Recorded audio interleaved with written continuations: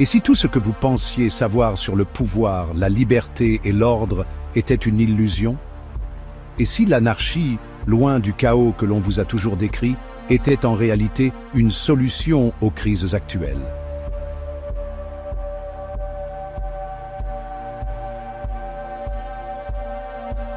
Le monde vacille entre crise politique, effondrement écologique et contrôle toujours plus grand des populations.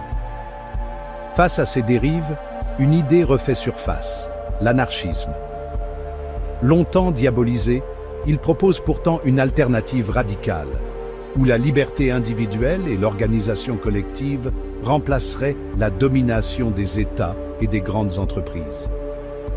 Mais l'anarchie est-elle un rêve utopique ou l'unique voie vers un avenir plus juste?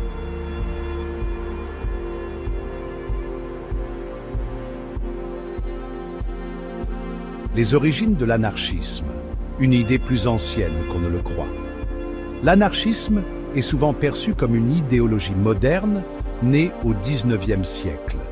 Pourtant, ses racines remontent bien plus loin. Depuis l'Antiquité, des penseurs et des peuples ont remis en question la légitimité du pouvoir et exploré des formes d'organisation sans autorité centrale.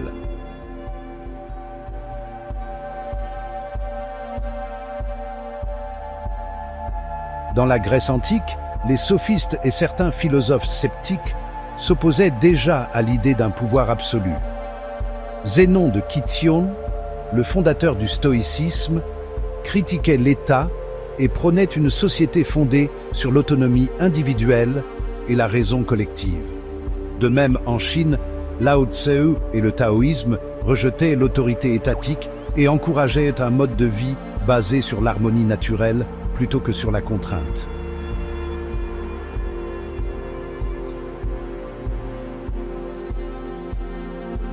Bien avant l'ère industrielle, de nombreuses sociétés fonctionnaient sans gouvernement centralisé.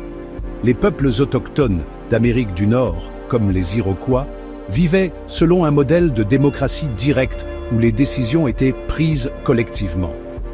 En Afrique, certaines communautés vivaient selon des systèmes tribaux horizontaux, sans roi ni chefs autoritaires. Ces exemples montrent que l'anarchisme n'est pas une utopie, mais une réalité qui a déjà existé.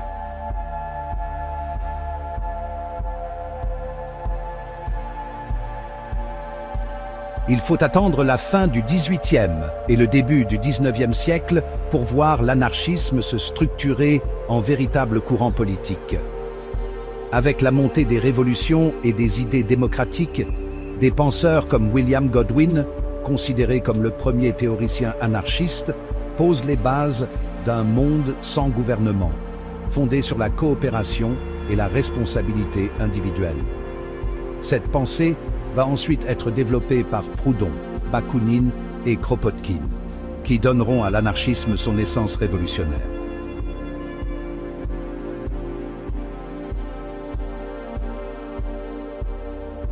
L'anarchisme contre l'autorité, un rejet radical du pouvoir. L'anarchisme repose sur un principe fondamental. Toute forme d'autorité est illégitime tant qu'elle ne peut être justifiée rationnellement. Contrairement aux idées reçues, les anarchistes ne prônent pas le chaos, mais une organisation sociale sans hiérarchie oppressive.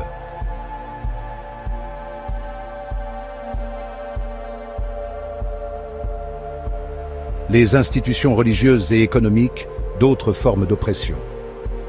L'anarchisme ne s'attaque pas seulement à l'État, mais aussi à toutes les structures de pouvoir.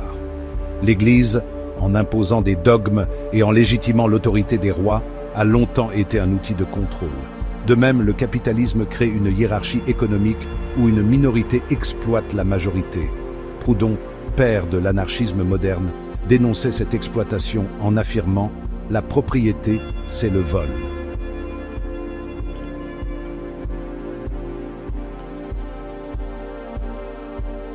Hiérarchie et domination. Un système ancré dans notre éducation. Dès l'enfance, nous sommes éduqués à obéir aux figures d'autorité, parents, professeurs, patrons.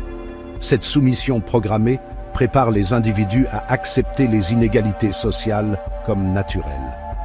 L'anarchisme veut briser ce cycle et redonner aux individus leur autonomie.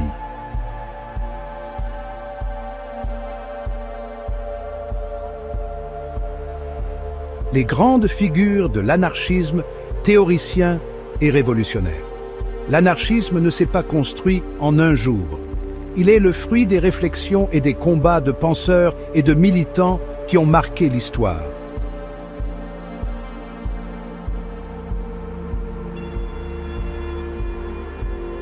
Pierre-Joseph Proudhon, le premier à se revendiquer anarchiste. En 1840, Proudhon choque le monde en déclarant « Qu'est-ce que la propriété ?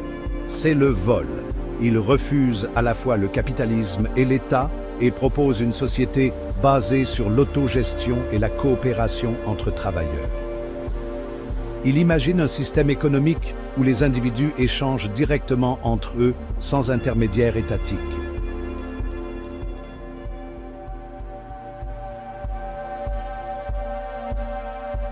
Mikhaïl Bakounine, l'anarchisme révolutionnaire. Bakounine, grande figure du socialisme libertaire, considère que seule la révolte armée peut abolir l'État. Il s'oppose violemment à Marx et son idée de dictature du prolétariat, affirmant qu'un nouvel État socialiste ne ferait que remplacer un tyran par un autre.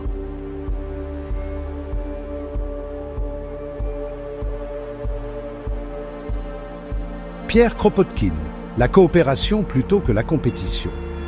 Contrairement aux idées darwiniennes utilisées pour justifier le capitalisme, Kropotkin montre que dans la nature, l'entraide est plus efficace que la loi du plus fort. Il prône un anarchisme basé sur la solidarité et l'organisation locale des communautés.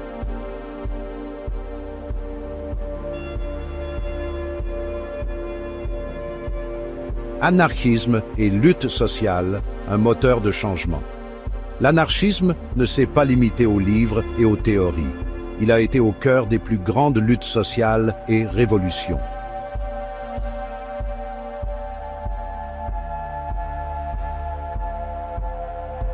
L'anarchisme dans les révolutions du XXe siècle. La Commune de Paris, en 1871, une première tentative d'autogestion par le peuple, réprimée dans le sang. La Révolution espagnole de 1936 à 1939, des régions entières en Espagne fonctionnaient sans État ni patron, organisées en coopératives agricoles et en usines autogérées.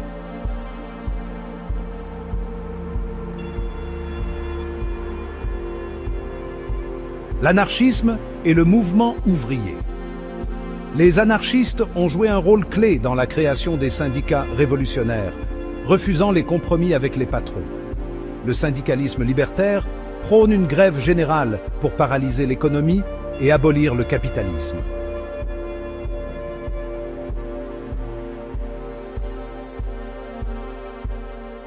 L'anarchisme féministe et les luttes pour l'égalité. Les anarchistes ont été parmi les premiers à défendre l'égalité des sexes. Emma Goldman, grande figure de l'anarchisme, dénonçait le mariage comme une institution oppressive et prônait l'émancipation des femmes par l'autonomie économique et sexuelle.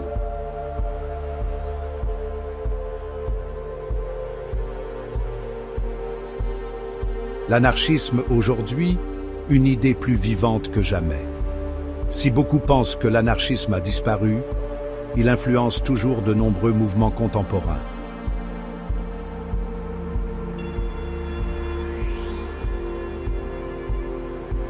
Les EHAD et les communautés autonomes. En France, en Amérique latine ou aux États-Unis, des groupes occupent des terres pour vivre en dehors du système et expérimenter l'autogestion. Ces zones à défendre, ZAD, sont les nouveaux laboratoires anarchistes.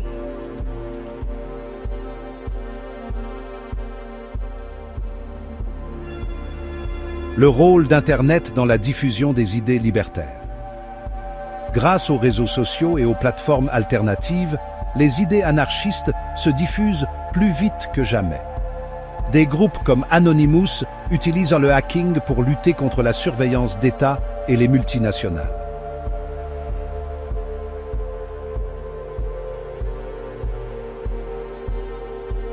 Les nouvelles formes de résistance anarchistes. Que ce soit l'écologie radicale, les mouvements anticapitalistes ou les collectifs anti-autorité, les principes de l'anarchisme se retrouvent dans de nombreuses luttes modernes.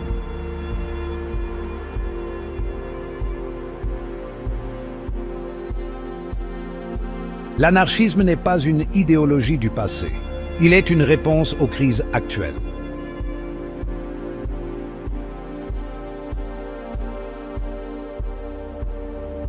L'anarchisme face aux grandes puissances, un combat toujours d'actualité. Si l'anarchisme s'oppose à toute forme d'autorité, il se heurte aujourd'hui à des États toujours plus puissants et intrusifs, qu'ils soient démocratiques ou autoritaires. Face à la montée des régimes répressifs et à l'exploitation des citoyens par le capitalisme mondial, les idées anarchistes trouvent un nouvel écho.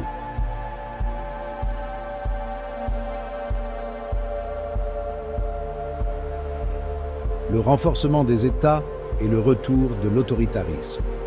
Depuis quelques années, de nombreux gouvernements prennent un virage autoritaire. Aux États-Unis, sous la présidence de Donald Trump, les mouvements contestataires ont été violemment réprimés.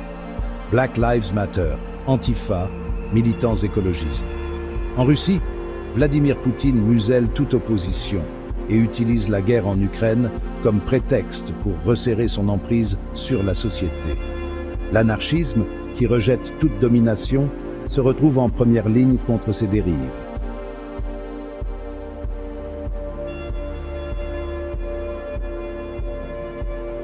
La surveillance de masse, un outil contre les mouvements libertaires.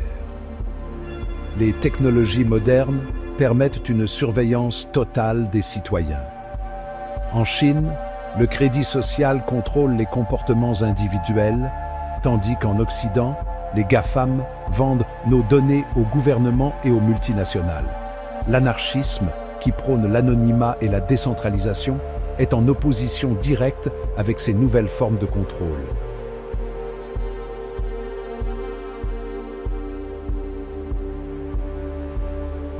Les nouvelles formes de résistance. Partout dans le monde, des collectifs anarchistes développent des alternatives à la société de surveillance. Des hackers comme Anonymous s'attaquent aux États et aux grandes entreprises. Des mouvements comme Extinction Rebellion pratiquent la désobéissance civile pour combattre l'inaction climatique.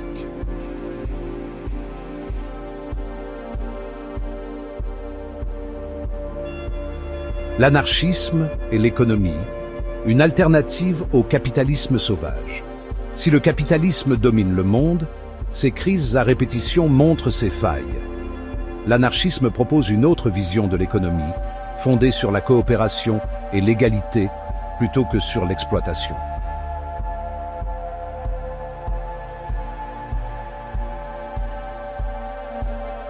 Pourquoi l'anarchisme rejette-t-il le capitalisme?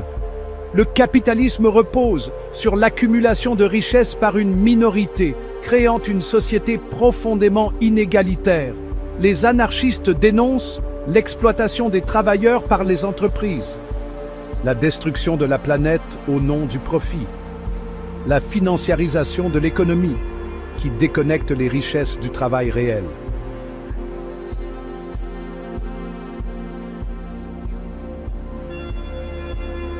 L'autogestion, une alternative crédible. Plutôt que de laisser une élite économique diriger, l'anarchisme prône l'autogestion des entreprises par les travailleurs. Des exemples existent déjà. La coopérative Mondragon en Espagne, un modèle économique où les employés possèdent l'entreprise, les zones autonomes en Amérique latine, où des communautés fonctionnent sans capitalisme.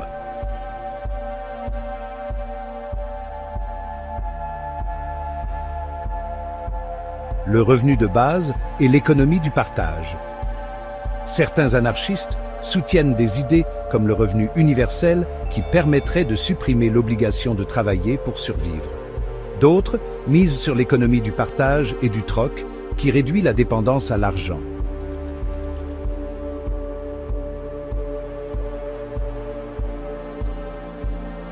L'anarchisme dans le cyberespace, la lutte pour un Internet libre.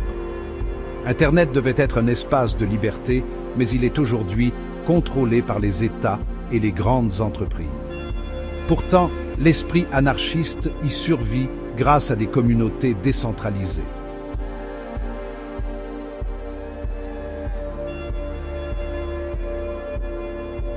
La censure et le contrôle de l'information. De plus en plus de gouvernements imposent des lois restrictives sur Internet. En Russie, en Chine et même en Europe, des sites sont bloqués, des journalistes arrêtés, des contenus supprimés. Qui contrôle l'information, contrôle la pensée.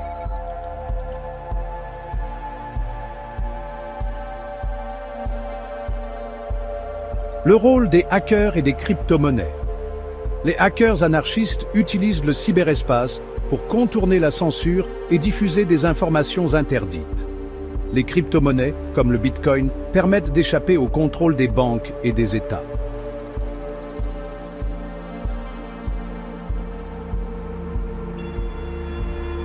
L'importance des réseaux décentralisés. Des projets comme Mastodon, Peertube ou les VPN libres permettent de communiquer sans être espionnés par les multinationales. Les anarchistes du numérique cherchent à bâtir un Internet réellement libre.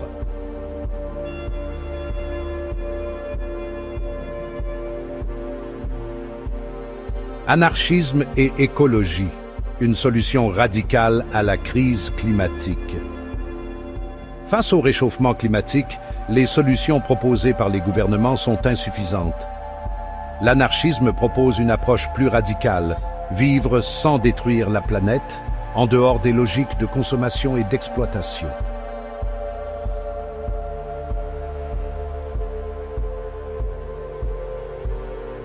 Pourquoi le capitalisme est incompatible avec l'écologie? La croissance infinie sur une planète aux ressources limitées est impossible. Les multinationales polluent et exploitent sans réelle régulation. Les gouvernements protègent les intérêts économiques avant l'environnement.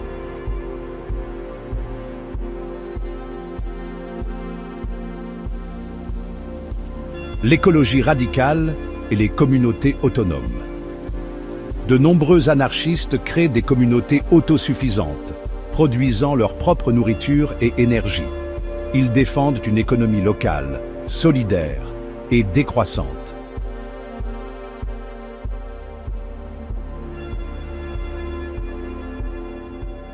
Les actions directes contre les destructeurs de la planète. Des groupes comme Earth First et les zadistes sabotent les infrastructures polluantes. L'anarchisme écologique refuse les demi-mesures et prône une rupture totale avec le modèle économique actuel.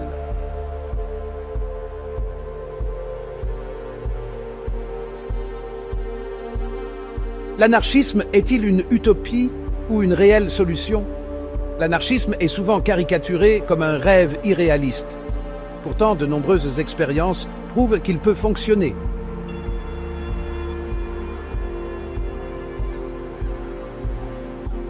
C'était Philoscopia, votre rendez-vous du dimanche. Pour ne rien manquer de cette quête de sens, abonne-toi et active la cloche. Après tout, choisir de suivre, c'est déjà un premier acte de liberté.